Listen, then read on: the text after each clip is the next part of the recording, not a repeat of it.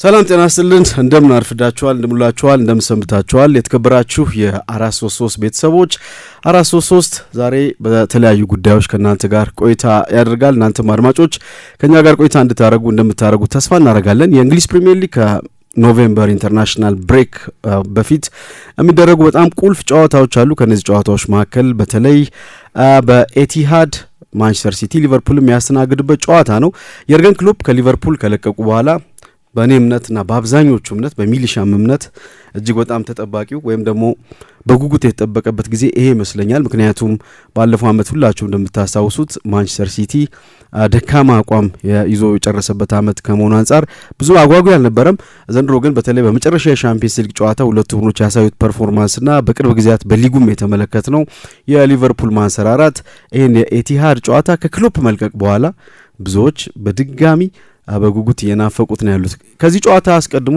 ይሄ ጨዋታ ምን አይነት ይዘት ሊኖረው ይችላል ታክቲካዊ ጉዳዮች የጨዋታውን የሚወስኑ የሜዳ ላይ ክፍሎች የሜዳ ላይ ፍልሚያዎች ምንድናቸው የሚለው በብዙዎች በትኩረት ያዩት ያለ ይመስለኛል ይሄን ጨዋታ ማን ሊያሸንፍ ይችላል ካሸነፈስ በየትኛው ጥንካሬው ከተሸነፈስ በየትኛው ድክመቱ ገና ኮዲው ብዙ ያነጋገር ያለ ይመስለኛል ይሄ ጨዋታ ብዙ አይኖች አሉበት ከመሪው አርሰናል ጀምሮ በጣም አለበጉት ይጠብቀዋል ከዚህ ጨዋታ ጋር ተያይዞ ምን አነሳቸው በርካታ ነጥቦች አሉ እናንተም አድማጮቻችን ከ433 ጋር እንደተለመደው እንደምትቆዩ በጣም ባለሙሉ ተስፋዎች ነን የዚህ 433 የክብር ስፖንሰሮች ሚልሻውሊም እንደሚለው እናንተ አድማጮቻችን ናችሁ የናንተ ሰብስክሪፕሽን የናንተ ከኛ ጋር መቆየት ለዝግጅታችን ለኛ ትልቅ ሞራልና ብርታት ይሆነናል ስለዚህ ሰብስክራይብ አድርጉን እስከ ቦክሲንግ ዴይ 30,000 ገምቻለሁ ሚልሻውን 22500 ላይ ነን ቦክሲንግ ዴይ አንድ ወር ከምናምን ቀርቶታል እስከዛ 30,000 ያስገቡናሉ ያስባለው አድማጮቻችን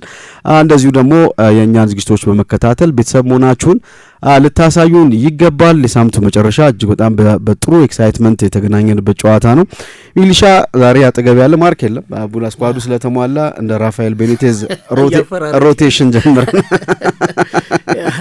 እድሉ አለ ነው በደብ የተፈራረቅን ከአድማጮቻችን ጋር እንደርሳለን ምናልባት ለሶስት ሲሆን የላይቭ ጌም ላይ የበለጠ በደብ እንገናኛለን ሰኞ ማክሰኞ ሮብ በሚኖረን የላይቭ ፕሮግራማችንም ላይ ተሟልተን እንመጣለን ችግሮች ካልገጠሙን በስተቀር በትክክል ከኛ ጋር እንድትቆዩ ነው በድጋሚ የምንጋብዘው የሚሆን አሳዘነኝ ዝግጅታችንን እንጀምር ግን አድማጮቻችን በመናነሳቸው ነጥቦች ዙሪያ ሰፊ ተሳትፎ ቢያደርጉ በጣም ደስ ይለኛል ምክንያቱም እነሱ አስተያየት አንዳንድ ጊዜ በጣም ያላየናቸው ነገሮች በደንብ ሲያሳዩን በደንብ ያስገርሙ ምልከታዎችን ያያየን ነውና እንደዚህ አይነት አስተያየቶች ደግሞ እኛ ነገሮችን በተለየ መንገድ እንድናይድል እየሰጡን ስለሆነ እስቲ ወደ ጨዋታው እንምጣ ሚሊሻ እኔ አሁን ቀደም ከየርገን ክሎፕ መውጣት በኋላ በጣም የተጠበቀው የሊቨርፑልና የማንቸስተር ሲቲና የሊቨርፑል ፍልሚያ ከክሎፕ በኋላ ይሄኛው መስሎኛል ምክንያቱም ባለፈው አመት ሁለቱንም ሊቨርፑል በቀላሉ ዋንጫ ባነሳበት አመት 2-0 አሸንፎ ነው የጨረሰውና ሞር ሲቲ ችግር ላይ የነበረ ትራንዚሽን ላይ የሚመስል አይነት ቡድን ነበረ ቻምፒየንስ ሊግ ላይ ያዩት ሲቲና ሰሞኑን በፕሪሚየር ሊግ ማያው ሲቲ እና ካስቶን ቪላ ጨዋታ ጀምሮ ሊቨርፑል ላይ ያንተ አምር ያሳየው ሊቨርፑልን ስመለከት ግን ከየርገን ክሎፕ በኋላ በጣም የጠበቅኩት ጨዋታ ነው የኤቲሃድ ፍልሚያ ያ ሁለቱ የተገናኙ አልመሰለኝም አርነ ስሎትና ፔፕ ጋርዲዮላ የሚገናኙት በዚህኛው ጨዋታ ነው ብዬ አስባለሁ ምክንያቱም ፔፕ ባለፈው ውድድር ዘመን ሁሉም ሰው እንደሚያምንበት ሽግግሩ ዘግየት ብሎ መጀመሩ ቡድኑ በሚፈለገው ደረጃ እንዳይንቀሳቀስ አድርጎታል ራሱ የክለብ አመራሮቹም እንደሚያምኑት 6 ወራት ቀደም ማለት ነበረብን ሽግግሩን ለመጀመር የሚል የሆነ የጨዋታ ቀውስ ውስጥ የነበረ ሲቲ ይመስላል እሱ የሚከተለው የጨዋታ መንገድ አለ ያም በጣም ተቸግሯል የበለጠ ቀጥተኛ የመሆን ፍላጎት ትመለከትበታለህ ለዛ ደግሞ ጊዜ እንደሚያስፈልግ ምንም ጥርጥር የለውምና ዘንድሮ በተለይ በጨዋታ ውስጥ የበለጠ የጎለበት የመጣው ማንቸስተር ሲቲ እየተመለከትን ነው በፔፕ ጋርዲዮላ የተለየውን የኤርሊንግ ብሮት ሃላንድ ሚና ለማምጣት ጥቂት ጨዋታዎች ጥቂት የልምምድ ፕሮግራሞች በቂ ናቸው የሚል እምነት የለኝም ጊዜ ይፈልግ ነበር አሁን አላባሹ የለም የኤርሊንግ ብሮት ሃላንድ አላባሽ ኬቨን ዴብሮኔ ስለዚህ ሌላ መፍትሄ ያጥቂ በየሳምንቱ በየጨዋታው ጎል እንዲያስቆጥር ሌላ መፍትሄ መፈለግ ነበረበት እንደዚህ አይነት ኬሚስትሪዎች ደግሞ በፈለከው ሰዓት እንደፈለክ የምታሳካው አይነት አይደለም በጊዜ ሂደት ነው የምታመጣውና አሁን በብዙ ጊዜ ሳጥን ውስጥ ብቻ እየተገኘ ጎል ያስቆጠረ የነበረውን ሃላንድ ምናልባት በዚህኛው የውድድር ዘመን ጎሎች ያስቆጠረ ያለው ከተከላካዮች ጀርባ ፔሱን በመጠቀም ልክ እነ ኪሊያን ምባፔ የሚያስቆጥሩት አይነት የጎል አይነት ሲያስቆጥር እየተመለከተ ነው። ሃላንድም በዚህ አናውቀውም። አንዳንድ ጎሎች ይኖሩታል፣ ግን አሁን በቋሚነት ከሳጥን ውጪ ብዙ ኳስ የሚነካ በመከላከል ብዙ የሚሳተፍ 268 አካባቢ ከሳጥን ውጪ ከኳስ ጋር ገና በ10 ጨዋታ የተገናኘ ይሄ የሃላንድ ቁጥር በ38 ጨዋታ ቁጥር ይመስለኛል ያለፉት አመታት። እዚህ ሌላ አዲስ ሐሳብ ሲሰጠው ጊዜ እንደሚፈልግ ግልጽ ነው። እዚህ ከአርነ ስሎት ጋር ፔፕ ጋርዲዮላ ጌም የሚያደርግ የሚመስለኝ በዚህኛው ጨዋታ ነው የሚል እምነት አለኝና የሆነ ያነሳው ነገር ያሳምነኛል። እኔ ከኤርገን ክሎፕ ጋር የነበራቸው ከቡንደስሊጋ ጀምሮ የነበራቸው የፉክክር ደረጃ በታሪኩም ክሎፕ ነው የአንቲዶት የፔፕ በትክክል ማርከሻው ነው ለፔፕ ጋርዲዮላ የጨዋታ መንገድ። አሁን ምናልባት ተከታታይ ጨዋታ የተሸነፈው ሊቨርፑል አይደለም የሚገጥመው፣ ሁለት ትልልቅ ጨዋታዎችን በእኔ እይታ ያሸነፈው እውነት ነው። የአስቶን ቪላ ጨዋታ ላይ ጥያቄዎች ነበሩት። ጨዋታው ሊቨርፑል አሸንፏል 2-0፣ ግን ያለ ጥያቄ የተጠናቀቀ 90 ደቂቃ ሃርድ ፎት በከባድ ትግል የተገኘ በከባድ ትግል ክሊር ከት ቻንሶች የተፈጠሩበት የግብ ጠባቂውን ጥንካሬ ያየንበት ጨዋታ ነው። በሪያል ማድሪዱ ጨዋታ ግን ከፍ ባለ ኢንቴንሲቲ የሚጫወተውን የተዋሃደ ፕሬሲንግ የሚተገብረውን ለተቃራኒ ተጫዋች ጊዜ የማይሰጠውን ከአርነ ስሎት ቡድን ይልቅ ለየርገን ክሎፕ ቡድን የቀረበ አይነት የጨዋታ መንገድ የሚከተለው ሊቨርፑል ተመልክተናልና በዚህ ጨዋታ የፔፕ ጋርዲዮላ ሽግግሩ እያደገ መሆኑን የተመለከትንበት ትክክለኛ መፈተኛው መድረክ፣ የሊቨርፑል ደግሞ ያለፉት ተከታታይ ጨዋታ ችግሮቹ በማድሪድና በአስቶን ቪላ ጨዋታ መለኪያው ትክክል ነው ወይ ማድሪድ እስከነበረበት አቋም አንፃር ትክክለኛው መለኪያ የሚመስለኝ የማንቸስተር ሲቲው ጨዋታ ነውና በትልቅ ደረጃ መጠበቁ አግባብ ይመስለኛል። ይሄ ጨዋታ እንግዲህ ብዙዎች እያነሱ የሚገኙት አሁን አርነ ስሎት የመጡ ያሉበት መንገድ ከየርገን ክሎፕ በመጠኑ የተለየ ነው። ተከታታይ ጨዋታዎችን ሽንፈት ካስተናገዱ በኋላ ወደፊት ለመራመድ ወደ ኋላ ነው የተመለከቱት ነው የሚባለው። ወደፊት የምትመለከተው አዳዲስ ፈራሚዎችን በማዋሃድ ረገድ ለነሱ የሚመች ታክቲክ ለነሱ የሚመች የሆነ ኢንቫይሮንመንት ጨዋታ ላይ በመፍጠር ይሄ በመጠኑ ላግ ያደረገ ይመስለኛል። ለምሳሌ ብዙ ለውጦች አሉ። የትሬንት መውጣት ተከትሎ እዛ ቦታ ላይ ማን ስታብሊሽ እንዳደረገ አናውቅም። ሶቦስ ላይና መጀመሪያ ፍሪምፖንግ ከዛ ተጎዳ። ከዛ በኋላ ሶቦስ ላይን ተመለከትን። መጨረሻ ደግሞ እንደገና የብራድሌ መጣ። እዛ ላይ ግራ ላይ እንደዚሁ የኬርኬዝና የሮበርትሰን ጉዳይ መጀመሪያ ኬርኬዝ ነው የመጀመሪያ ተመራጭ የነበረው በሮበርትሰን እንደዚሁ አማካይ ክፍል ላይ የተወሰኑ ለውጦች አድርጓል። በተለይ የፍሎሪያን ቪርትስ መምጣት ቪርትስን አኮሞዴት ለማድረግ ሲባል ራሱ ሶቦስ ላይ መስዋዕት የሆነበት ጨዋታ እንደነበር እናስታውሳለን። አሁን ደግሞ እንደገና ቪርትስን አኮሞዴት ለማድረግ ጋክፖ መስዋዕት የሆነ ይመስላል መጨረሻው ጨዋታ ከግራ መስመር እየተነሳና ይሄ ተደጋጋሚ ለውጥ ሊቨርፑልን የተመቸዋል መሰለኝ ለአርነ ስሎት እና ወደፊት ለመሄድ ወደ ኋላ ተመለከቱ ያልኩ አሁን ያለፈውን ስኬታማ ያደርጓቸውን ተጫዋቾች ስኬታማ በነበሩበት ቦታ ላይ መጠቀም ጀምረዋል። ሮበርትሰን ቦታው ላይ መልሰውታል። ከዛ ውጪ የሶቦስ ላይ ግራቨንበርክና ማካሊስተር ሚድፊልድ ነው አሁን ያለው።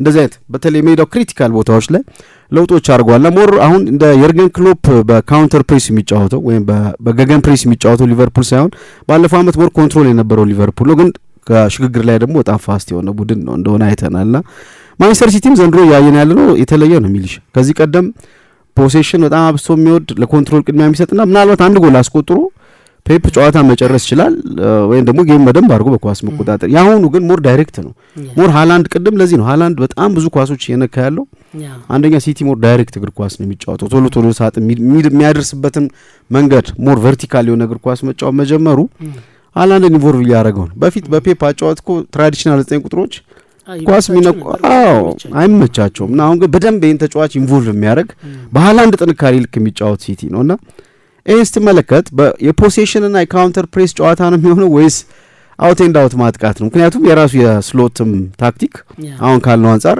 ከክሎፕ በመጠኑ የተለየ ነው። ፔፕም በተለየ አፕሮች ነው የቀረበው። ምክንያቱም በርናርዶ ሲልቫ እኮ ከአንድ ሺኛው የፔፕ ጨዋታ ፊት ሲጠየቅ ሁሌ የሚያስገርም በየጊዜው ሁሌ እንደምንለው ሁሉ ጊዜ በሲቲ አንድ አይነት ነገር የለም። ሁሉም ነገር በየጊዜው ይለወጣል። ምክንያቱም ተጋጣሚያችን የኛን ጥንካሬ አውቆ ነው የሚመጣው። ስለዚህ ተጋጣሚያችን ላለመገመት ሁሌ አዳዲስ ነገር ይዞ ነው የሚመጣው ፔፕ ብሏልና ያ ማለት እንግዲህ በእግር ኳስ አንድ አጫዋት 20 ዓመት ይዘ ሙጨጭ ብለ እንዲህ ነው የሚል አይሰራም ሚልሻው ዘንድሮ ምናልባት ፔፕ ይዞ የመጣው መፍትሄ ይሄ ይመስላልና ከዚህ የጨዋታ ቅኝቶች ለውጥ አንፃር የክሎፕና የፔፕ አይነት ፍልሚያ አይደለም የሚጠበቀው አይደል? በዚህ ጨዋታ የበለጠ በአካላዊ ፈተናዎች ነው የኤርገን ክሎፕ ቡድን የፔፕ ጋርዲዮላን የጨዋታ መንገድ የሚያከሽፈው። ብዙ የሚሮጡ ጊዜ የማይሰጡ ከኳስ ውጪ በጣም ሰራተኛ የሆነና የተዋሃደ ፕሬሲንግ የሚተገብር ቡድን መሆኑ የፔፕ ቡድኖች ከኳስ ጋር እንዳይቆዩ በምቾት እንዳይቆዩ ያደርጋል። ያ ደግሞ ለፔፕ ጋርዲዮላ የጨዋታ መንገድ ፈጽሞ ተስማሚ አይደለም። እሱ እንደሚለው ቡድኔን ከኳስ ውጪ ሳይው ምቾት አይሰጠኝም እንደሚለው ከኳስ ውጪ እንዲሆን ያስገድዷል የኤርገን ክሎፕ የጨዋታ መንገድ። አርነ ስሎት እንደዛ አይደሉም። የበለጠ በፖሴሽን ያምናሉ፣ ኳስ መያዝ ይወዳሉ። አንዳንዶች እንግዲህ የሚተቹበት ሌላኛው መንገድ ከተቃራኒ ቡድን የጨዋታ አቀራረብ ጋር ያላቸው ዝግጁነት ደካማ ነው ነገር ትልቁ ይሄ በጣም ከባዱ ነገር ነው። ቅድም በርናርዶ ያነሳው ይሄን ፔፕ ጋርዲዮላ ብዙዎች ለፔፕ ጋርዲዮላ ነው የሚዘጋጁት በየጨዋታው ለሱ የጨዋታ መንገድ ማክሸፊያው ነው የሚዘጋጁበት መንገድ ግን እንደሚለያይ ስለሚያውቅ ሁሉም በተመሳሳይ አቀራረብ ስለማይመጡ ለእያንዳንዳቸው የተለየ ጥልቅ ዝግጅት ያደርጋል። በሊቨርፑል ወይም በአርነ ስሎት ይሄ አይደረግም ማለት ሳይሆን ግን በሚጠበቀው ደረጃ አይደለም። የበለጠ የራሳቸው ነገር ላይ ብቻ ትኩረት ያደርጋሉ። እንደውም እሳቸው አሁን ያልከው ሚሊሻ ከጨዋታ ነጥብ በሚጥሉባቸው ወይም በጥሩ በማይጫወቱባቸው ጨዋታዎች ወቅት ከጨዋታ በኋላ በሚሰጧቸው ኢንተርቪዎች ሎንግ ቦል ነው ለምሳሌ ሎንግ ቦል ነው ያስቸገረን ማንቸስተር ዩናይትድ አንፊልድ ላይ ከዛ ውጪ የቆመ ኳስ ተጋጣሚ በየትኛው መንገድ ሊመጣ እንደሚችል አሁን ዲቴይል የሆነ ዝግጅት የሚደረግበት ዘመን ነውና ለኤክስኪውዝ ዝግጁ ያልሆኑ ሳይሆን ኤክስኪውዞችን ለማስቀረት የሚዘጋጁ አሰልጣኞች በብዛት ያሉ ይመስለኛልና አንደኛው ፔፕ ነው ያልከው አንተ። አርነ ስሎት ደግሞ ከዚህ አንፃር ዝግጅታቸው ላይ የተቃራኒ ቡድን ጠንካራ የማጥቃትና የመከላከል ኳሊቲዎች ላይ ያላቸው ዝግጅት ጥርጣሬ የሚያስነሳበት ነው። ከጨዋታው በኋላ ይሄን ማለት አይጠበቅባቸው ስለሚታወቅ ከጨዋታው በፊት የአርሰናል የቆመ ኳስ ጥንካሬ የማንቸስተር ረዣዥም ኳሶች ጨዋታው ከመከናወኑ በፊት ስለሚታወቅ ለዛ ዝግጅት ማድረግ ነው የአንድ ቡድን ወይም የአንድ አሰልጣኝ ትልቁ ስራና ከጨዋታው በኋላ ችግር ከገጠመ በኋላ ብታነሳው ወይ ደግሞ ካልቻልከው አድንቀ ማለፍ ነው። እውነት ነው ተዘጋጅተንበት ነበር ግን አውት ፐርፎርም አድርገውናል ማለት ነው። አድርቀን መሄድ ያለና በዚህ ብዙ እየተተቹ ነው ያሉት። ግን ቅድም የሆነ ያነሳው ነገር የሊቨርፑል አሁን የቅርብ ጨዋታዎች የጥንካሬ ምክንያት ነው ብያምናለሁ። የአስቶን ቪላው 2-2 ባሸነፉበት ጨዋታ በአስገዳጅ ሁኔታ ወይም ደግሞ አሁን ባለው ከተጫዋቾቹ ከቡድኑ ስለተለያዩ ሁጎ ኤኪቲኬ ባለፈው የውድድር ዘመን ያልነበረ ተጫዋች እና ግብ ጠባቂው ማማርዳሽቪሊ ሁለቱ ተጫዋቾች ብቻ ናቸው ካለፈው የውድድር ዘመን በቋሚ አስተላለፍ የተመለከትናቸው። ቀሪዎቹ በሙሉ በስኬታማው የአርነ ስሎት ቡድን ውስጥ ቋሚ አስተላለፍ ውስጥ የነበሩ ናቸው። ሮበርትሰን ጨዋታ ጀምረዋል። ኮነር ብራድሊ፣ ትሬንት አሌክሳንደር-አርኖልድን እየገባም እየወጣም ሲተካው የነበረ የቡድኑ ብዙዎቹን ደቂቃዎች ከተጫወቱት ተጫዋቾች መካከል አንደኛው ነው። ሌሎች በሙሉ ዋናው ግን ለኔ ዋናው ቁም ነገሩ የግራቨንበርግና የማካሊስተር በጋራ መጫወት ነው ቡድኑ እንዲሻሻል ምክንያት የሆነው። እውነት ነው ማካሊስተር በያቋም ወረድ ገጥሞታል፣ ምንም ጥያቄ የለውም። ግራቨንበርግ እንዴት ነው ማለት የሊቨርፑልን ራሱ የአርነ ስሎትን ዝውውር ስትመለከተው አንድ በሜክሺፍት ያመጣውን 6 ቁጥር አንድ ሲዝን ስኬታማ ስለሆነ እሱም ብቻ አምነ ሲዝን መጀመር አዋጪ ነው። እርግጠኛ መሆን አትችልም። ቋሚ የሆነ ብዙ አመት የተጫወተ ማስተር ያደረገው ፖዚሽኑ ካልሆነ አንድ ተጫዋች በአንድ ሲዝን መለኪያ ሮድሪን አሁን ማመን ላስተች ይችላል። ግን በቂ አይደለም ሮድሪን ማመን ተጎድቶ በትክክል እሱም ተጎድቶ ቡድኑ ሲቸገር አይተነዋል። ስለዚህ ግራቨንበርግ በአንድ ሲዝን እዚህ ፖዚሽን ላይ በተጫወተበት ጥሩ በነበረበት ሲዝን አምነህ ቀጣይ እዚህ ቦታ ላይ ምንም አይነት ነገር ሳታደርግ ሲዝኑ መጀመር በጣም ከባድ ውሳኔ ይመስለኛል። እንግዲህ የሚያያዝ ነው ከሁለቱ የማል ተከላካዮች ጋር ተያይዞ ጥሩ 6 ቁጥር እሱም በጉዳት ምክንያት የለም። ግራቨንበርግ ወጣ ገባ እያለ ነው ሲኖርም ለኔ ጥርጣሬዎች መኖር የለበትም ወይ በዚህ ደረጃ ልታምነው ይገባል የሚለው ነገር የሚያወያይ ነው። በዛ ላይ ደግሞ 400 ሚሊዮን ፓውንድ ያወጣ ቡድን ስለዚህ የበለጠ ጠንካራ 6 ቁጥር ማምጣት አማራጩ ማስፋት ሌክዠሪ ይመስላል አይደል? በርግጥ አንዳንድ ቦታ ለምሳሌ ሉዊስ ዲያዝ እና ዳርዊን ኑኔስ ማጣት ከባድ ኤኪቲኬን አምጥተዋል፣ ምንም ጥያቄ የለው። ከዛ ውጪ አሁን ጉዌሞን የመሰለ ደግሞ ተከታች ወጣት ተጫዋች አለ። እዚህ ቦታ ላይ 100 ሚሊዮን ፓውንድ ካወጣ ለቀጣይ 10 ዓመት አስተማማኝ የሆነ 6 ቁጥር ሊቨርፑል ቢያስፈርም አይሻለውም ወይ ነበር? ምንም ጥያቄ የለም። ከአሌክሳንደር ኢዛክ በተለይ ግራቨንበርክ እኮ በተጎዳበት ሰዓት ነው ሊቨርፑል ተደጋጋሚ ሽበት እናም ሲዝኑ ሲጀመር አንስተነዋል እኮ ይሄ ተጫዋች አንደኛ ትልቁ ጥያቄ ዋን ሲዝን ወንደር እንዳይሆን እዚህ ቦታ ላይ ጥርጣሬዎች መኖር ነበር። ያ ካልሆነ ደግሞ ድንገት ቢጎዳስ ዋታሩ ኢንዶ ላይ ያላቸው እምነት አንስተን ነበር። ትክክል ያንን ተመልክተናል። ሁጎ ኤኪቲኬ ደግሞ ፍንጮች ባያሳይ ኖሩ ለአሌክሳንደር አይዛክ ዝውውር የዛን ያክል ቢረባረቡ ላስገርም ይችላል። ግን ኤኪቲኬ ጥሩ 9 ቁጥር እንደሆነ አሳይቷል። የምትጠራጠረው አይደለም። ኳሊቲ ያለው በራሱ ያለው እምነት ምናልባት በስቶ ካልጎዳው በራስ መተማመኑ በጣም አስተማማኝ የሆነ ተጫዋች ነው። ከኳስ ጋር ጥሩ ነው፣ ጎል እያስቆጠረ ነው። ስለዚህ የበለጠ የሊቨርፑል ክሪቲካል ችግር የትኛው ነበር የሚለውን ማየት ነበረባቸው የሚል እምነት አለኝ። ግን ማካሊስተር ከጎኑ ሲሆን የበለጠ አማካዩ ላይ ያለው ጥንካሬ ተከላካዩ ቶሎ እንዳይጋለጥ እድል ሰጥቶታል የሚል እምነት አለኝ። ተከላካዩ ቨርጂል ቫን ዳይክ፣ ኢብራሂማ ኮናቴ በጣም ኢንዲቪጁዋል ስህተት ከወዲሁ በ10 ጨዋታ ብዙ የተመለከትንባቸው ተጫዋቾች ናቸው። በተለይ በቨርጂል ቫን ዳይክ ሌቭል የማይጠበቁ ቦዲ ፖዚሽን የሚባል ማስተማር የሚችልበት አይነት ኳሊቲው ነው። ትኩረት የቨርጂል ቫን ዳይክ ቁልፉ ኳሊቲ ትኩረት አጥቶ ጎል የተቆጠረበት አንድ ለአንድ በአንድ ሲዝን ሙሉ ያልተሸነፈው ቨርጂል ቫን ዳይክ አሁን አንድ ለአንድ ግንኙነቶች እየተሸነፈ እየተመለከተ ነውና ተከላካዮች ቶሎ በተገኙ ቁጥር ለስተት ይዳረጋሉ። ይሄ መሀል ሜዳ ላይ የነበረው የተለያዩ ተጫዋቾችን መጠቀም ኬርቲስ ጆንስ ሶቦስ ላይ ገና በ10 ጨዋታ ያልተጫወተበት የሜዳ ክፍል ጥቂት ሆኗል።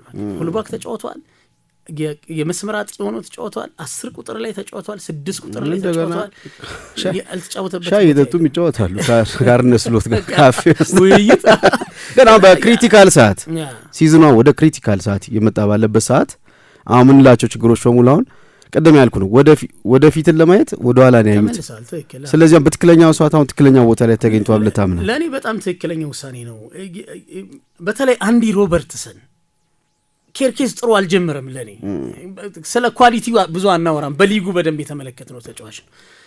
ግን ሮበርትሰን ካለ ኬርኬዝን ቀስ እያልክ ወደ ሪትሙ እንዲመጣ ማገዝ ይችላል። ጥሩ ልምድ ያለው ተጫዋች ስለሆነ ነው። ያበቃለት አይደለም ሮበርትሰን። ስለዚህ ሜንተር ያደረገው መቆየት ይችላል። ይሄን ነው በትክክል ቸኩለዋል። ቶሎ ወደ ታዋቂ ወንበር ለማውረድ ትንሽ የቸኮሉ ይመስለኛል። ፍሎሪያን ቪትስ አሁን መፍትሄዎች ለፍሎሪያን ቪትስ መፈለግ ነበረባቸው። አሰልጣኝ አርነ ስሎት የማድሪዱ ጨዋታ በጣም ጥሩ ነበር። ፍሎሪያን ቪትስ መፍትሄዎች 10 ቁጥር ላይ ተጠቀሙታል፣ ተቸግረዋል። 10 ቁጥር የእንግሊዝ ፕሪሚየር ሊግ ኢንቴንሲቲ ትንሽ ከፍ ብሎበታል። ሜዳዎች ኮምፓክት 10 ቁጥር ደግሞ የሚጠቀሙ ቡድኖች አሁን ብዙ አይደሉም። ስለዚህ ተቸግረዋል። ከመስመር ሲነሳ ግን ኳሱን ቢያንስ የሚቀበልበት ነፃ ሜዳ ማግኘት ይችላል ቢያንስ። ምክንያቱም ከጀርባ ያለው ሞር አይነጥቅም። ስለዚህ ሜዳውን ያሰፋና ከጫና ነፃው ነው ኳስ ይቀበላል። ኳስ እግሩ ሲገባ ደግሞ አደገኛ በጣም ስፔስ በደንብ ያገኛል። እንግሊዝ ፕሪሚየር ሊግ በመስመሮች መሃል አደገኛው ቀጠና ላይ ምናምን ስፔስ አይገኝም። እሱ ደግሞ የሚገኘው እዛ ቦታ ላይ ብዙ። ስለዚህ ወደ መስመር ወጣ ማለቱ ለስፔስ ምቾት ስለዚህ እዚህ ጋር ለአሰልጣኙ ደግሞ ፖሴሽኑን ይበልጥ ኮንትሮል ለማሳደግ ተጫዋች ከመስመርም ወደ ውስጥ ድሪፍት እያደረገ መግባቱ ሌላ ለአርነ ስሎት ለኮንትሮል ሌላ አማራጭ ሶስቱ። ምክንያቱም ሶቦስላይና ቪርስ ሚድፊልድ አላየናቸው። አሁን ልክ ግራቨንበርክ አለ እንደገና ስለዚህ ቦክስ ሚድፊልድ መሆን የሚችልበት እድል አለ ማለት ከፊት አሁን ፍሎሪያን ቪርስና ሶቦስላይ መሆን የሚችሉበት አጋጣሚ አለ እና ፉል ባኮቹ ደግሞ እንደ ሊቨርፑል ምንም ጥያቄ ነው ከሰዓት ለመሮጥ። ግን አሁን ጥያቄው ኮዲ ጋክፖም እንደሚሆን ጥሩ በጣም ከባድ ውሳኔ። ባለፈውን ጥሩ ሲዝን ያሳለፈው ዘንድሮም ጥሩ ነው የጀመረው። ኤኪቲኬ አለ 9 ቁጥር ኢዛክ አለ። አሁን እዚህ ቦታ ላይ ሚድፊልዱ የሚነካ አይመስለኝም ለቪርስ ተብሎ። ስለዚህ ሳክሪፋይ የሚያደርግ ተጫዋች ይኖራል ማለት ነው። ስለዚህ አሁን ከዚህ ጋር ተያይዞሽ ነገ በዚህ ተጠባቂ ጨዋታ በኢቲአር ጨዋታ የሚገጥሙት ማንቸስተር ሲቲን ነውና እኔ ትልቁ ጥያቄ ለአርሰናልም ለሊቨርፑል የዚህ ኢቲአር ጨዋታ ለአርሰናል ደግሞ የፕሪሚየር ሊግ ድል ከባድ እንቅፋት ይሆናሉ። የዘንድሮ ከምሰጋባቸው ነገሮች መካከል አንዱ ኤርሊንግ ብራውት ሃላንድ ከወዲሁ 13 ጎል የሊግ ጎል አስቆጥሯል። 65% የማንቸስተር ሲቲ ጎል የተቆጠረው በኤርሊንግ ሃላንድ ነው። በማንቸስተር ሲቲ ውስጥ ከአንድ ጎል በላይ ያስቆጠረ ሌላ ተጫዋች የለም። በእርግጥ ቻምፒየንስ ሊግ ላይ ፊል ፎደን በቀደም ዶርትሙንድ ላይ ጎል አስቆጥሯል። ይሄ ተጫዋች የህይወቴ ምርጥ ጊዜ ላይ ነኝ ብሏል። አሁን ሃላንድ ይሄን ሁሉ ጎል አግብቶ ከዚህ በፊት ራሱ አሁን ነው የህይወቴ ምርጥ ጊዜ እና እያስቆጠረ ያለበት መንገድ የሜሲና የክርስቲያኖ ነው። ባለፈው እንዳነሳ ነው 15 ዓመት ይቀጥላሉ ነው ጥያቄው እንጂና ይሄ ተጫዋች አንደኛው ቶፕ ሆኗል። ሚሊሻ ቅድም ያነሳው አንደኛው ምክንያት የፔፕ ያቀራረብ ዘይቤ ሞር ዳይሬክት መሆኑ ከዛ ውጭ ደግሞ ከጀርባው በተለይ እንትና ምንጭ አለ በደንብ በተለይ ራያን ቸርኪ መጀመሪያ ከብት ቸግሮ ነበር ታሳውስ ነው ቀይሮ ሊያስወጣው ሰዓት አለ የሊጉ የኢንቴንሲቲ በመጠኑ ለመቋቋም የተቸገረበት ክሪቲካል ኤሪያዎች ላይ ተደጋጋሚ ኳሶች የሚነጠቅበት ሲቲ ለመልሶ ማጥቃት ያጋለጠ አሁን ግን በአጭር ጊዜ ውስጥ እንዴት ሼፕ እንዳደረገው አላቅምና ራያን ቸርኪ ፊል ፎደን ከጀርባቸው ደግሞ ኒኮ ጎንዛሌዝ ኦሬሊ ጭራሽ እንደገና ጎንዛሌዝ ደግሞ 6 ቁጥር ኦድሪ በሌለበት ጨዋታና ድሮ ማያው ሲቲ ሜዳውን ለጥጦ በፖሴሽን ናም በትግስት የሚጫወት ነው አሁን ቀጥታ ዳይሬክት በጣም ፈጣን የሆነ ትራንዚሽን ሃላንድ ለነሱ ቀረብ ብሎ ነው የሚጫወተው ሰፊ ስፔስ ደግሞ በኢነርጂ ፔስ አለው ሰፊ ኢነርጂ ስፔስ መሮጥ ስለሚችል ቀረብ ብሎ ለሚድፊልደሮች ይጫወታል እና ከጀርባ ያለው ስፔስ ችግር የለበትም ያለ መሸፈንና ሊቨርፑል አሁን አንደኛ ሃላንድ አለ እንግዲህ ለሃላንድ ትክክለኛ መድኃኒት ለፔፕ መድኃኒት የርገን ክሎፕ ናቸው ካልከኝ ለኤርሊንግ ብራውት ሃላንድ ደግሞ መድኃኒቱ ቨርጂል ቫን ዳይክ ይመስለኛል የሃላንድ ማርከሻ ምክንያቱም ባለፉት ሃላንድ ጥቂት ጎል ያስቆጠረው ከትልቅ ቡድኖች ጋር ከሊቨርፑል ጋር በ8 ጨዋታ ምናም 3 ጎል ምናምን ያስቆጠረው የመጨረሻው ጎል 2023 ላይ የተገኘ ነው እና ሃላንድ እንዴት ነው የሚቆመው በዚህ ጨዋታ ላይ የሊቨርፑል ትልቁ ስጋት ሃላንድ ነው ምንም ጥያቄ የለውም እና ከምንጩ ማድረቅ ይሻላል ራያን ቸርኪን ፎደን መቆጣጠር በተለይ ፎደን ጥሩ ሆኗል ከዛ ውጪ ሃላንድ ጎል እንዳያስቆጥር ደግሞ ያደረጉት በሊጉ እስካሁን 2 ቡድኖች ናቸው አንደኛው ኡናይ ኤምሬ ናቸው ሁለተኛው ቶማስ ፍራንክ ናቸው እና እነዚህ አሰልጣኞች ይሄን ተጫዋች ያቆሙበት የራሳቸው መንገድ አለ በጣም ዋን ቱ ዋን ዱዌል ኤዝሪል ኮንሳ በአስቶን ቪላ በጣም ቶፕ ነበር ብዙ ስፔስ አይሰጡትም ነበር እንደውም ቁጥር ያዩ ነበር ሚልሻ ኤርሊንግ ሃላንድ በተለይ አደገኛ ኤሪያ ላይ እስከ 4 ሜትር ስፔስ ያገኛል በዛ መሃል ቶሎ ፈጥኖ ወስኖ መሄድ የሚችልበትና ከ2 ሜትር ባነሰ ገድበውታል አስቶን ቪላዎችና የዛን ጊዜ ዱዌል ማሸነፍ ይችላል ቀድሞ ኳሱ ማሸነፍ ይችላል እና አንድ ለአንድ ፍልሚያዎችና ግብ ጠባቂ ኤሚሊያኖ ማርቲኔዝ ብዙ ሃላንድ ፊት ለፊት አንድ ቦርንመዝ ላይ ያስቆጠረው ጎል ከበረኛው ጋር አንድ ለአንድ ተገናኝቷል እና ዋን ቱ ዋን ቶፕ የሆነ ግብ ጠባቂ ያስፈልጋል አሁን ኤሚሊያኖ ማርቲኔዝ በዚህ ነገር ቤስት ነበር ዋን ቱ ዋን አሊሰን ቢኖር የዚህ ኳሊቲ ባለቤት አሊሰን ድንቅ ዋን ቱ ዋን በጣም ድንቅ ግብ ጠባቂ በመድራችንና አሁን ማማርዳሽቪሊ ነውና ሃላንድ እንዴት ይቆማል ቫን ዳይክ በዚህ ረገድ አሁን እንዴት ምን ያህል ዝግጁ ነው ቸርኪ ፎደን የሲቲ ማጥቃት ለሊቨርፑል ያስጋት ይሆናል የሚለው ማየት አለበት እኔ ኤርሊንግ ብራውት ሃላንድ ይሆኒ ከዛ ደግሞ የሊቨርፑልን ማየት አለብን ጥንካሬው ያስቆጠራቸውን ጎሎች ጥቂት ጎሎች ብና አርሰናል ላይ ከራሱ ሜዳ ተነስቶ ፍጥነቱን ተጠቅሞ ነው ጎሉን ያስቆጠረው ከቲጃኒ ራይንደርስ የተቀበለውን ኳስ በርንማውዝ ላይ በቀደም መነሻው እሱ ነው ኳስ ቆንጆ ኳስ ፓስ አድርጎ መጣ ተመሳሳይ ጎል ነው ይሆን ከበርንማውዝ ጋር በርንማውዝ ላይ በጣም ቆንጆ ተች ሃላንድ ያልተለመደ አይነት ዋን ተች አቀበለ እሱ ከተከላካዮች ጀርባ ገባ ኳሱን በርናርዶ ሲልቫ ነው በግንባር ገጭቶ ያቀበለው ረጅም ርቀት ድሪቭል አድርጎ ነው ያገባው ይመሳሰላል ከአርሰናል ጎል ጋር በተመሳሳይ ተሳትፎ አለው የኳስ ንክኪ አንድ አይነት ፓተርን ይሄ ያለ ምክንያት የመጣ አይደለም እና የሊቨርፑል ተከላካዮች በሃይላይን የሚጫወቱ ናቸው ሃይላይን እንግዲህ አሰልጣኙ የማድሪድ ጨዋታ ላይ ያሉት ነገር አለ ወይ ሃይላይን ወይ ሎ ብሎክ ወይ ሚድ ብሎክ ሚድ ብሎክ ሞት ነው ራሳችንን እንደማጥፋት ነው የሚል ለዚህ ጨዋታ የትኛው የሜዳ ክፍል ለመከላከል ይመርጡታል እርግጠኛ መሆን አይቻልም ግን ሃይላይን እንጫወታለን ካሉ ግን የቨርጂል ቫን ዳይክ ፍጥነትም የሚቆጣጠረው አይመስለኝም ኤርሊንግ ብራውት ሃላንድን ያበለጠ አንድ ለአንድ አካላዊ ፍትጊያዎች ላይ ሃላንድን ለማሸነፍ ብዙ ቫን ዳይክ ሲቸገር አልተመለከት ነው ግን በየትኛው የጨዋታ ስታይል በየትኛው የማጥቃት መንገድ በሲቲ በጣም በሃይላይን ከወጡ አሁን 34 አመቱ ነው ቫን ዳይክ በርግጥ እንደ 34 አመት ተከላካይ የመዳከም ወይ የመጨረስ ምልክት አታይበት ግን አሁን ሰፊ ስፔስ ከጀርባ ኤቲሃድ ላይ ተዋሉ ወይ በጣም ከባድ ነው ፍጥነቱን እኮ ጋብሪኤል ማጋሊሽ መቋቋም አልቻለም እኮ የሃላንድን ፍጥነት ሞክሯል እኮ ያጎል ሲቆጣ የቻለውን ሁሉ ሞክሯል አልቻለም ቨርጂል ቫን ዳይክ የሚቋቋም አይመስልኝም ፍጥነቱን ስለሱ ጋር ሳይደርስ መሮጥ ሳይጀምር ከምንጩ ማድረግ አማካዩ ላይ ያለውን ሜዳ ክፍል የሚደረገውን ትግል አሸናፊ መሆን ፕሬሲንጉ ስኬታማ መሆን ይህንን ማድረግ ካልቻሉ የሃላንድ አንዱ በጥልቀት መምጣት የተከላካዮችን ትኩረት ነው የሚሰርቀው ከጀርባቸው ለመግባት እድሉን ይሰጠዋል። ኳሱን አንድ ተች ይነካል፣ ከዛ ከጀርባ ሜዳውን ይጠቀማልና ትኩረት ማድረግ ፕሬሲንጉ ስኬታማ እንዲሆን የበለጠ የተዋደ ፕሬሲንግ መተግበር የመጀመሪያው ኳስ ከቻልክ ማሸነፍ የመጀመሪያው ኳስ አለዚያ ሪከቨሪ ፔስ ያስፈልጋል። በሱ ምናልባት ኢብራሂም ኮናቴ ከተቋቋመው እንጂ ኮናቴና ዊክ ሊንክ ሊሆን ይችላል። ከባድ ነው ለኮናቴ ትኩረቱን በጣም የሚያጣ ተከላካይ በጣም በብዙ አጋጣሚ እንደውም ዊክ ሊንክ በኮናቴ ሳይድ ኦቨርሎድ አድርገው ሊጫወት ይችላሉ።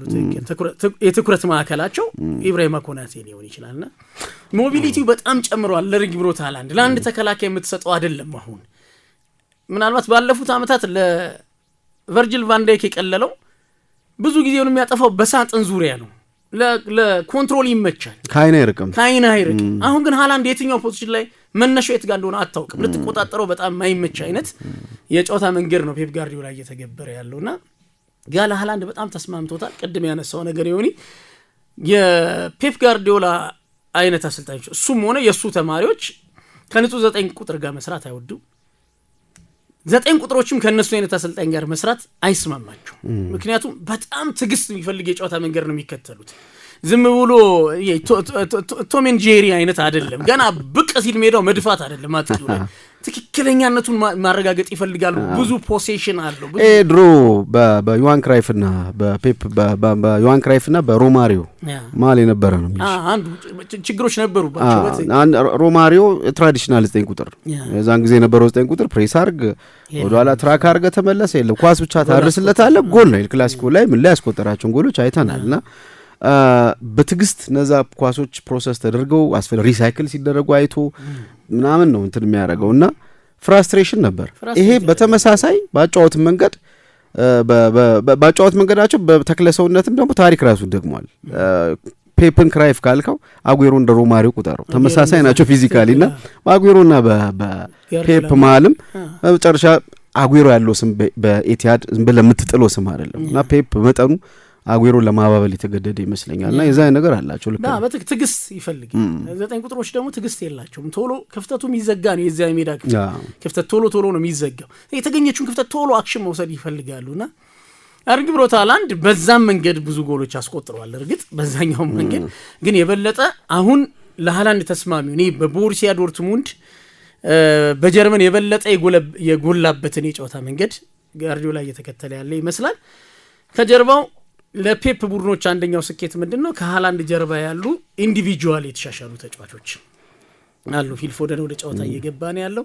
ሳቪኞ ጥሩ እየሆነ ነው ያለው። ሼርኪ ጥሩ ተሻሽሏል። የነዚህ ተጫዋቾች ሁለት አሲስት አለው ኮድ ለሃላንድ ጥሩ ኮኔክሽን እየፈጠሩ በትክክል የነዚህ ተጫዋቾች መሻሻል አጠቃላይ ሰርቪስ ካገኘ የሚጠቀም ሰው አላቸው በየትኛውም ጨዋታ በየትኛውም ቡድን ላይ። ስለዚህ ሰርቪሱን ማሻሻል በሊቨርፑል ጨዋታ ውጤታማ እንዲሆን ያግዟል ብዬ ነው ማመን። ስለዚህ በቪላና በማድሪድ ሁለት ጨዋታ ክሊን ሺት የወጣት ከላካይ ክፍል የራስ መተማመን በመጠኑ እንዳለፉት አይደለም ግን ሶስት ተከታታይ የሜዳ ውጭ ጨዋታ ሽንፈት ነው የሚመለሱት። በመሃል ግን እነዚህ ሁለት ጨዋታዎች እንዳልከው ለዚህ ተከላካይ ክፍል ሚድፊልዱም ወደ ጥሩ አቋም መመለሱ ምናልባት ለሊቨርፑል ተስፈኛ እንዲሆን የሚያደርግ ይመስላል። ግን እንዳልከው ትልቁ ነገር የሚያሳምነው ከምንጩ ማድረግ ሃላንድን ከጎሉ ጋር እንዳይገናኝ ማድረግ ምንጮችን ማድረግ ለሊቨርፑል ምናልባት ለዚህ የሚሆነው የኤርገን ክሎፕ ገገን ፕሬሲንግ ሊሆን ይችላል።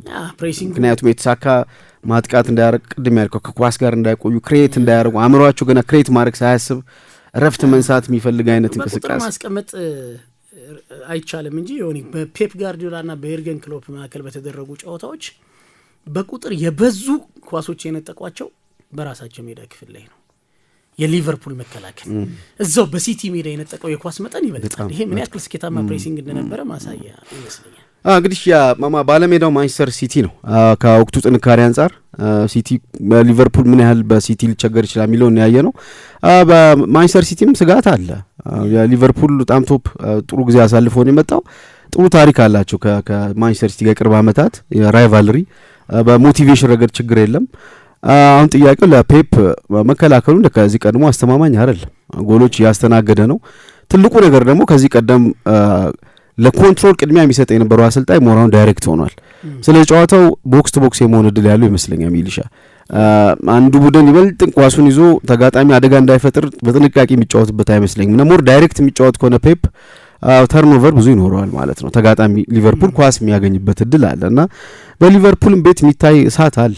ያለም ጥርጥር ሞሳላ እንደ ከዚህ ቀደሙ አይደለም በርግጥ ግን እንደዚህ አይነት ጨዋታዎች ላይ በተለይ እንደ ማንቸስተር ሲቲ የሚወደው ቡድን የለም እኔ ሞሳላ ካስቆጠራቸው ድንቅ ጎሎች መካከል ከሁለት ዓመት በፊት ያስቆጠረው አንፊልድ ላይ ላፖርትን የሚደንቅ የግል ኳሊቲውን አሳይቶ ያስቆጠረው ከጠባብ አንግልና ሁልጊዜም በጣም ቶፕ ነው አሁን ደግሞ 188 ጎልና 88 አሲስት በማድረግ በጎል ኢንቮልቭመንት በሊጉ አንድ ቡድን ውስጥ በመቆየት ከሩኒ ጋር ሪከርድ ተጋርቷልና ነገ የዚህ ጨዋታ ላይ አንድ ጎል የማንድ አሲስት ያው ሪከርዱን እንዲዝ ያደርገዋል ግን የሪከርድ ጉዳይ ሳይሆን ሞሳላ የተኛ አንበሳ ይመስላል ነገ እንዴት ነው እንደዚህ አይነት ተጫዋቾች ትልቅ ጨዋታ ላይ መነሳት ባህሪ ያላቸው እዚህ ቦታ ላይ ማንቸስተር ሲቲ ስጋት ምንድነው በሊቨርፑል በኩል የሚለው መታየት ያለበት ይመስል ጋክፖ ሊጠቀሙ ይችላል አይታወቅም አንደገ ኮዲ ጋክፖ እንደዚህ ጨዋታ ላይ በጣም ፕሮዲዩስ ያደረገ ነው ብዙ ነገር ለፕሬሲንግም ተስማሚ ወጣት ነው በጣም ጥሩ ኢነርጂ ያለው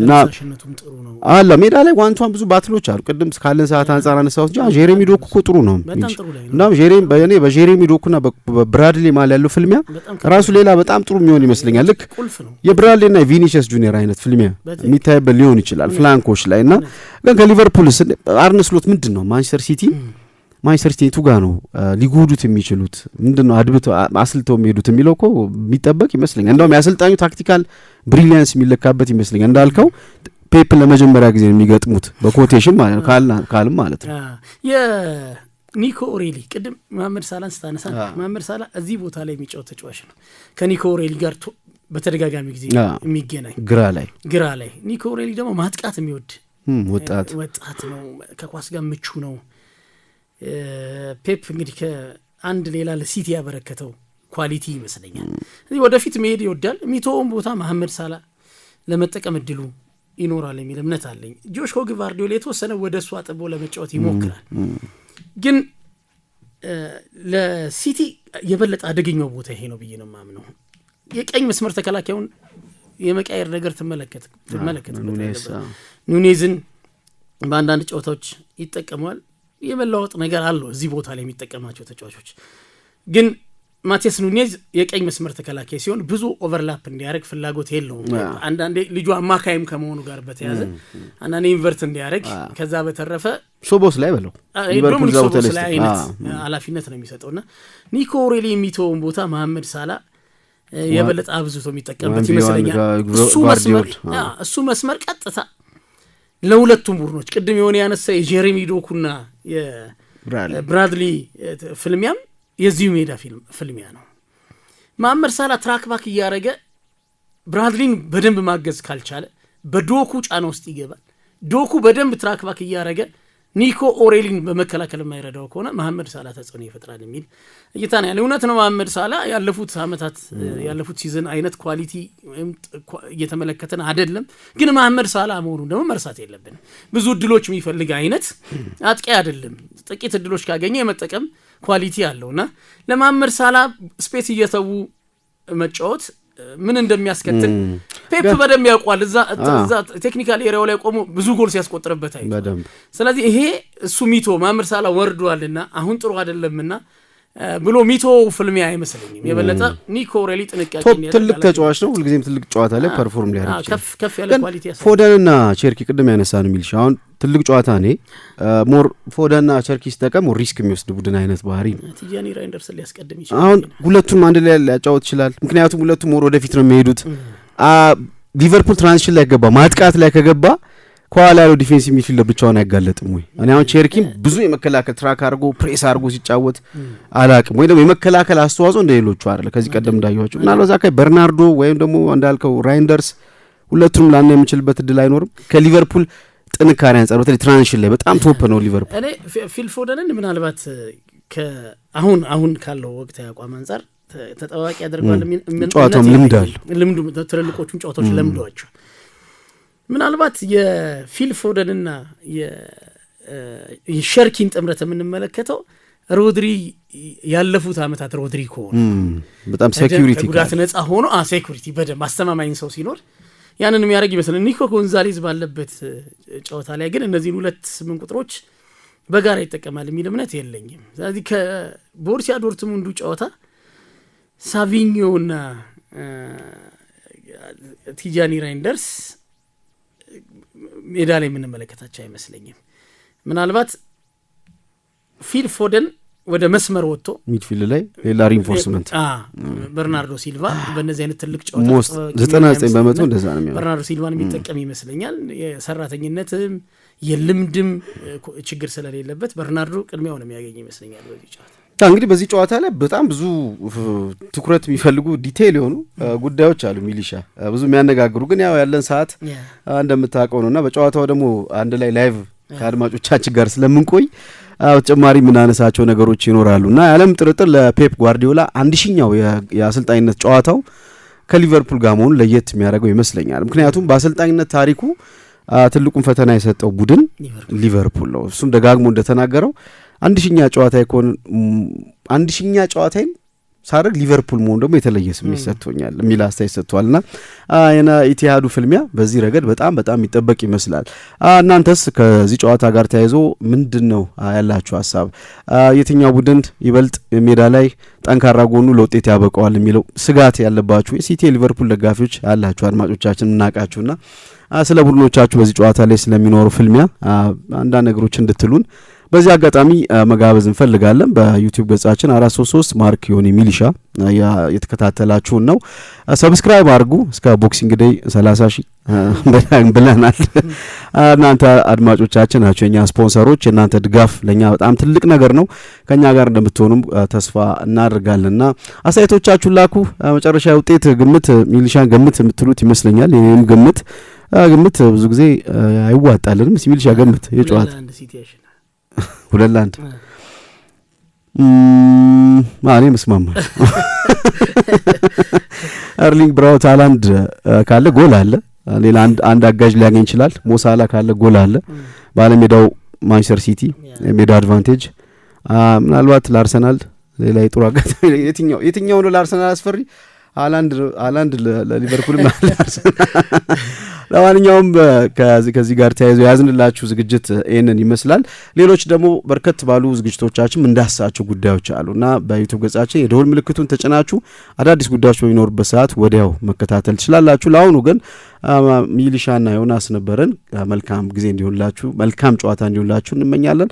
ከዚህ በተጨማሪ በጨዋታው ቀን ከአንድ ሰዓት በፊት ስቱዲዮ ተገኝተን የኤቲሃዱን የማንቸስተር ሲቲና የሊቨርፑል ጨዋታ በቀጥታ ሜዳ ላይ ከሚፈጠሩ ጉዳዮች ጋር በዝርዝር እንጠብቃችኋለን። እስከዛው ደህና እንድትሆኑ እየተመኘን እንሰናበታለን።